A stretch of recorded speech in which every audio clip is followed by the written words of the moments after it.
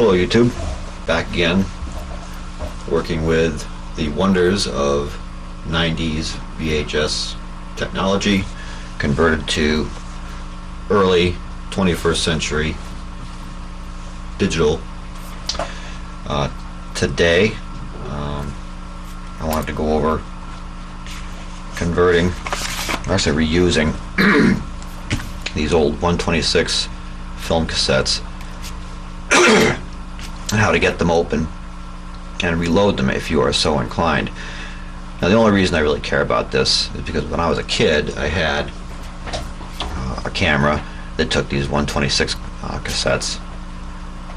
It was one of the Brownie point and shoot cameras. I don't really exactly remember which model it was. It was one of those cheap ones you got in the yellow case with the hinged lid, and it came with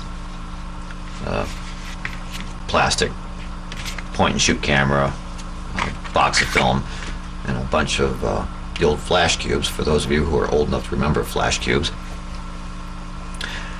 And I took a lot of pictures with it when I was a kid, and while I don't have that camera anymore, I remember it fondly. And I wanted to see if reloading these cassettes was possible. I found out that it is. One of the things I learned very quickly was that it takes a certain amount of commitment, and you really got to be into film to do this, because it's not complex, but it is kind of a pain in the ass to get these things apart. Now this one's I've already done. You can see that I've got it open like that, and I'll show you more about that. Well, actually, right now. So we'll go out of order. Once you get the thing open, this is what you're going to find. It's got two halves. Comes apart like that, and inside you've got your papered roll of film. That paper extends to the entire length of the film. You've got your spool, your take-up spool, and the way these things are put together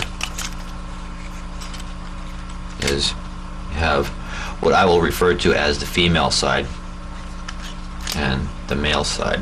And the reason is the male side, what I'm calling the male side, is flanged, and it has a ledge that fits inside of the other half like that, and they're glued together, and you have to break the glue in order to get the two halves apart, and you have to be careful and go slow about it, or you will break these things. But once you get them apart, as long as you get them apart in good condition, you can tape them back together, reload them and tape them back together and reuse them. The film I will be putting in will not be papered, at least at this point. I don't plan on papering it.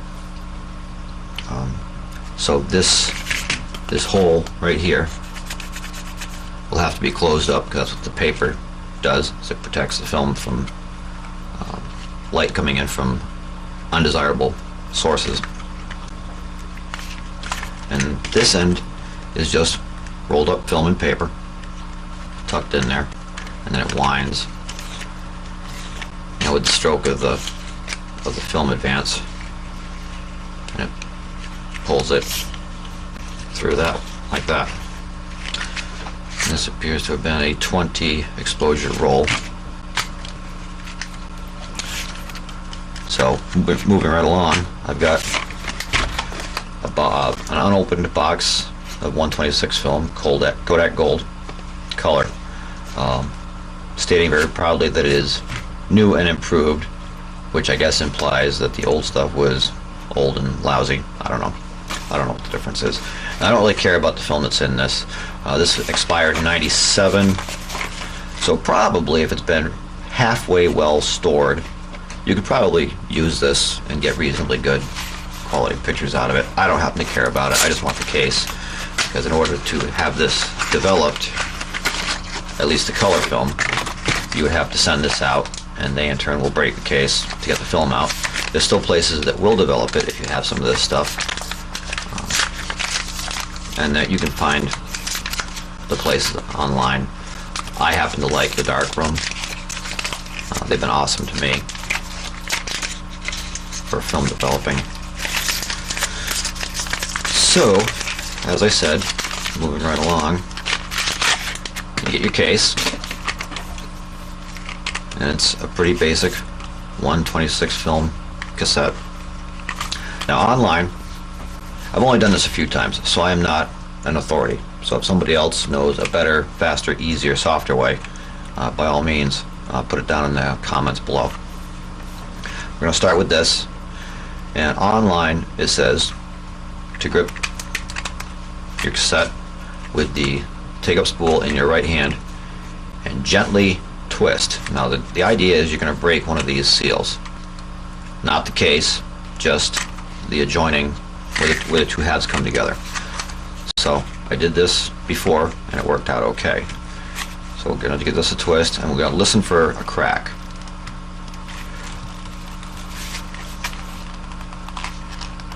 And this one is not going. There it is. There it is. Now you can see right there one of the joints broke.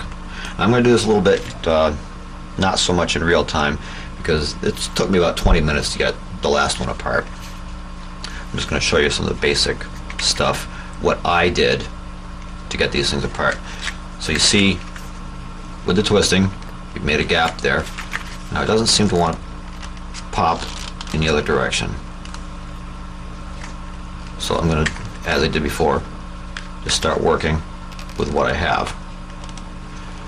And what I did, well, I opened that gap up. Now this is inherently dangerous. Okay, full disclosure, this is basically a bad idea because you're going to be working with sharp instruments close to your fingers, and you could get a pretty bad cut. So I suppose in compliance with standard safety procedure you would want to be wearing gloves, which I am not. But you want to get, this is how I twisted it, a little bit like that, to get that joint open. I slid the blade, put my knife in there, trying to keep my fingers out of the way, and you work it a little bit at a time.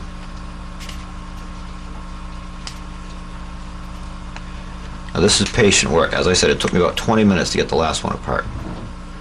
And I am not going to bore you with the endless picking and prodding that you're going to have to do to get this apart.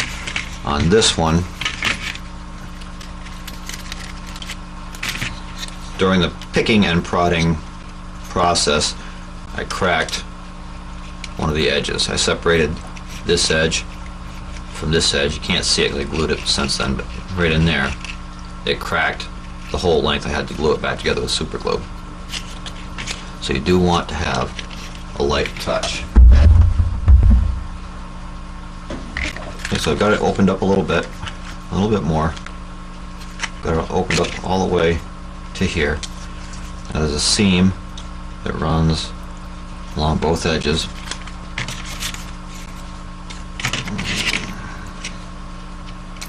Well, really neither side really shows it very well. But in any case, now on this edge you're going to have to cut very gently into that seam. You're going to have to look for it. And you're going to need to cut very gently along that seam where those two pieces come together. You can see I made kind of an uneven, breaky kind of a cut right there. But that's what you got to do to get this thing apart.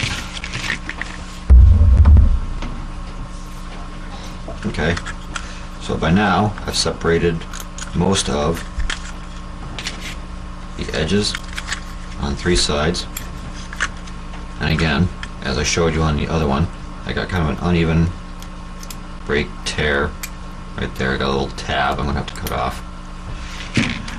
Now there's other websites that describe doing this process, and one thing I've seen on a few of the sites is all you got to do is this and all you got to do is that, and then bada bing bada boom, you're done. And I think it's safe to say that anyone who does anything knows there is no such thing as all you got to do is this and all you got to do is that and you're done, because nothing ever works out that way. There's always something that doesn't work out right. So now I'm on the last edge. I've got 3 sides done, and now I'm done down to this last joint. And again, I've got to cut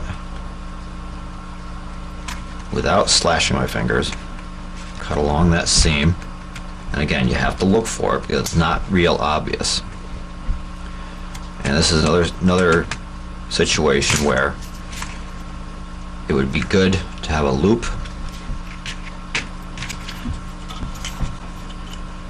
and it also might not be such a bad thing to have a couple of experimental cases handy so that you can maybe even sacrifice one, because once you have the thing in your hand, you can actually see how it's put together, so you can have a better idea of how the thing is put together and what you can do to make your job easier. Okay, and here we go. Hopefully this is going to work out. I got one corner to come up a little bit, very gently and slowly. I'll open that up, and there you have it. And I didn't break this one. So going into a little more detail, there you have what you're going to find. And here are your 2 spools, and you're going to need to obviously take that off of this spool. And this again is just coiled up film with the black paper attached to it, and there's the film with the emulsion side. And you'll also see that this is not perforated 35mm film. It is only semi-perforated with these holes placed at intervals. I'm not sure what the interval is. It's a given size. It doesn't really matter. And now you're going to have to reconcile that with your camera. Your camera has a little arm in it, and I don't have it right here with me, but your camera has a little arm in it that will drop into those holes as you advance the film, and it'll tell the camera when to stop advancing on each stroke of the advanced lever.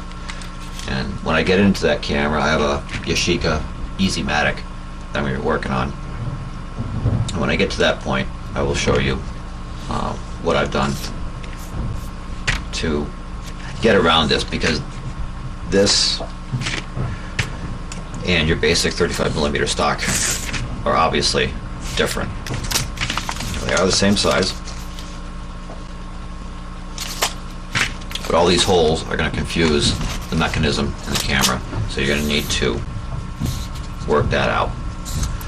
But this is basically what I wanted to show you for today. And actually, okay, one last detail on this is the film, not including the backing paper, is 33 inches long. Now, without the backing paper, I expected you could get quite a bit more into the cassette, allowing for leader at both ends.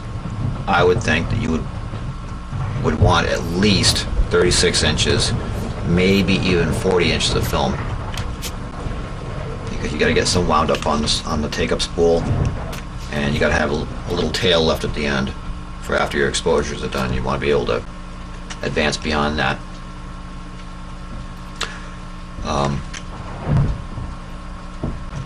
But I think, without actually going to the trouble to measure it out, if you really wanted to pack this thing up, you could probably get maybe 50 inches of film into it. I have not checked that. I don't know. I'm just going by what I see here. I have not field tested this yet, so this is all speculative. But there you have it. You have your open cassette. You'll need a little bit of cleaning up with the knife. There'll be some edges here that need to be cleaned up a little bit. Some glue points. Has